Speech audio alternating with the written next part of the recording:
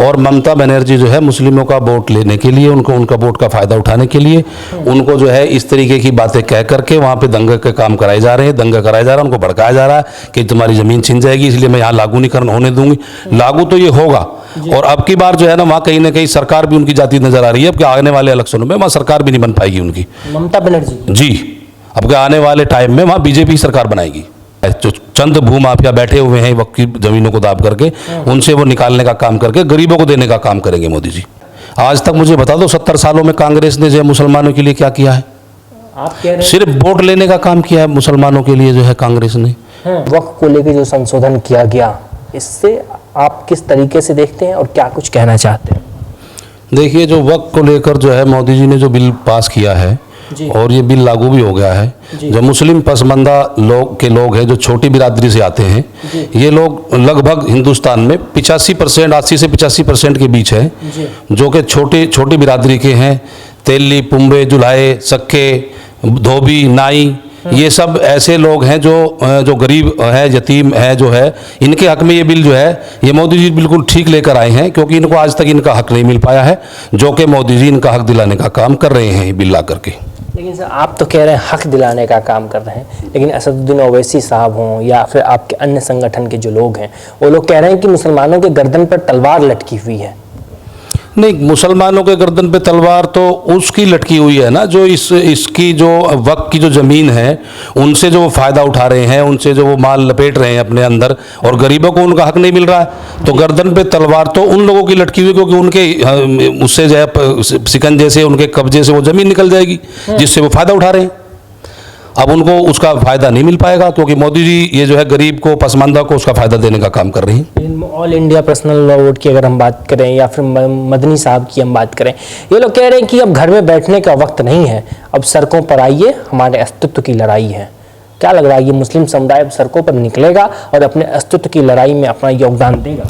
मुस्लिम जो है जो सड़कों पर निकलेगा, वो मुस्लिम निकलेंगे जिनको ये बहका कर फुसला कर लाएंगे, उनसे कहेंगे कि आपकी ज़मीनें जा रही है, आपकी मस्जिदें जा रही हैं, आपका जो है ईदगाह जा रही है, आपकी कब्रिस्तान ले लेंगे मोदी जी। ये उनको ऐसे बहलाकर फुसला कर लाने का काम करेंगे, जो कि मोदी जी किसी को से छीनने का काम नहीं कर रहे हैं, उनको देने का काम कर रहे हैं। अभी हिसार के अंदर परसों उन्होंने जो है खुल के मोदी जी ने बोला है कि हम गरीब महिलाओं को, यतीमों को उनका हक देंगे। ये जो बिल आया है वक्फ का, ये हम गरीबों के हक में लेकर आ रहे हैं और गरीबों को इसका हम पूरा फायदा देंगे। कल परसों के अपने भाषण में मोदी जी ने बोला, ये क्लियर बोला है। ये कभी किसी को जो है दबाने का काम नहीं किया जाएगा। जो गरीब, जो छोटी जाति से आते हैं ना, मैं ये कहना चाहता हूँ, जो छोटी जाति के लोग हैं उनका कभी इन्होंने साथ नहीं दिया, कभी उनको कोई मदद नहीं दी इससे, जो कि उनका हक है ये। ताकि ये जो है ना, ये जो जमीन जो है वक्फ की, जो वक्फ किया जाता है, वो अल्लाह को दी हुई एक दान में दी हुई एक जमीन होती है, एक चीज होती है। जैसे आप पैसा देते हो या वो जमीन दी हुई है पहले हमारे बुजुर्गों ने, तो उसका कहीं इन्होंने हॉस्पिटल नहीं बनवाया, कहीं उनको जो है ना कोई कॉलेज नहीं बनवाया, कहीं उनको जो है इलाज के लिए या कोई पढ़ाई के लिए कोई अच्छे से मेडिकल कुछ भी कोई फायदा है जिन्होंने नहीं दिया उनको। इन लोगों ने, हाँ, इन लोगों ने कोई फायदा नहीं दिया। मतलब ये जो आज तक कहा गया कि वक्फ पे ये जो मुस्लिम में जो रसूखदार जो लोग हैं उनका कब्जा रहा है, ये आप इस बात को मानते हैं? बिल्कुल मानता हूं जी मैं। ये उन्होंने कब्जा किया हुआ था, कब्जा उन्हीं का रहा है। देखो मैं आपको बताता हूं, दिल्ली के अंदर का मैं आपको बताता हूं, दिल्ली के अंदर 15 साल कांग्रेस की सरकार रही। उसमें जो है ना, जो वक्त का चेयरमैन थे वो उस टाइम जो है मुस्लिम ही थे, मेरे ख्याल में ये चौधरी मतीन थे शायद। तो मुझे रिकॉर्ड बता दे उन्होंने कितने गरीबों को किसको क्या दिया है। उसके बाद 11 साल आम आदमी पार्टी की दिल्ली में सरकार रही है, उसमें अमान खानतुल्ला जी जो रहे हैं उसके वक्त बोर्ड के चेयरमैन, वो अपना बता दे उन्होंने कितना दिया गरीबों को। कि देखो गरीबों को किसी ने कुछ नहीं दिया। ये तो मोदी जी जो बिल में संशोधन जो मोदी ने किया है, मोदी जी ने, और उसको लागू भी हो गया है, वो पास भी हो गया, सब कुछ हो गया, तो उसमें ये गरीबों को देने का काम किया है। जो गरीब जो है, जो छोटी बिरादरी से आते हैं, उनको देखने का काम मोदी जी ने किया है, उनके हक में मोदी जी ने ये बिल लेकर आए हैं।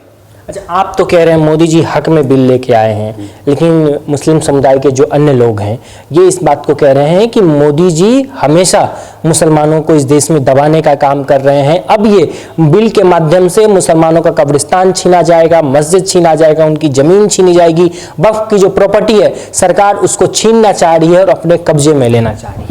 नहीं, कोई नहीं, ये जो है ना छीनने का काम जो है ये लोगों ने किया है। हमारे जो लोग जो रहे हैं, इन पे जिम्मेदार रहे हैं, जो उन्होंने काम किया है इसमें कमाने का, इससे फ़ायदा उठाने का।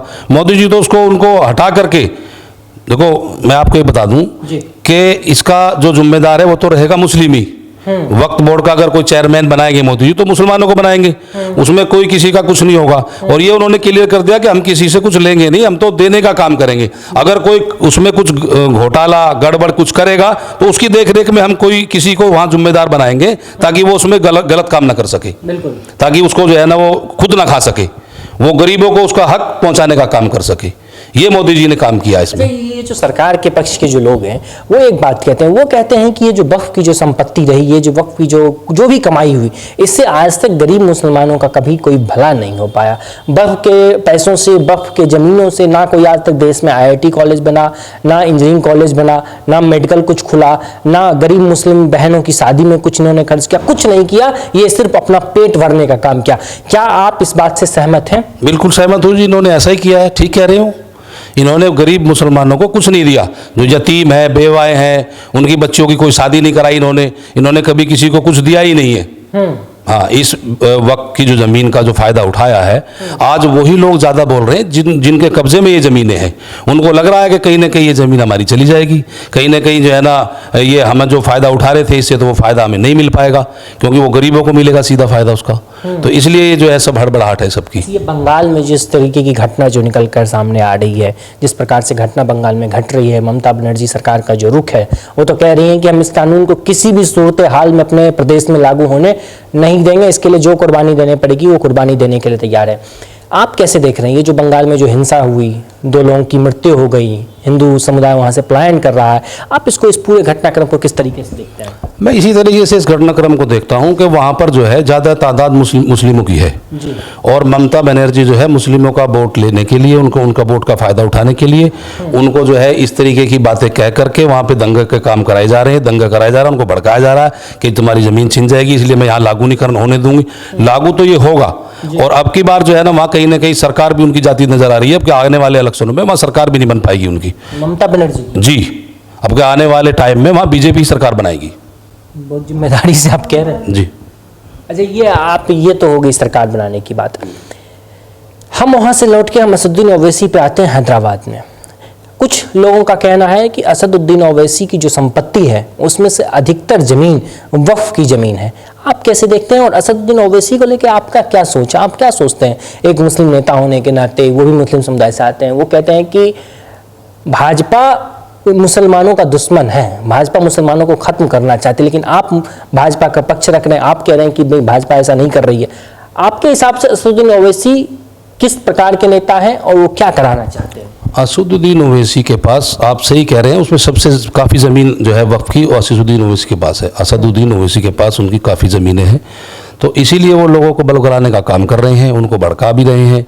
उनके यही सारा मसला जो है वो ये ज़मीनों का और फ़ायदे का ही है। जो भी है गरीबों को फ़ायदा दिया हो तो वो बताए खुल करके कि हमने इस ज़मीन से, वक्फ की जो ज़मीन मेरे पास है उस ज़मीन से मैंने इतने लोगों का, इतने गरीबों का, या इतने जो है मैंने बनवाया या कुछ किया है, उनको दिया है, तो वो खुल के बताए मैंने क्या क्या दिया है। मतलब ओवैसी साहब अपनी संपत्ति को बचाने के लिए लोगों को भड़का रहे हैं। हाँ, वक्फ की जो संपत्ति जो उनके कब्जे में है, जो उन्होंने कब्जा किया हुआ है, उसको बचाने के लिए भड़का रहे हैं।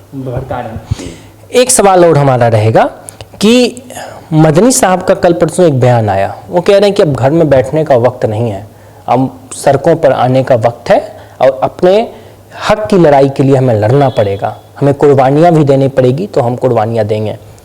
तो क्या मुस्लिम समुदाय और मुस्लिम समुदाय के खासतौर पर जो युवा वर्ग है, क्या वो कुर्बानी देने के लिए तैयार है आज की तारीख में?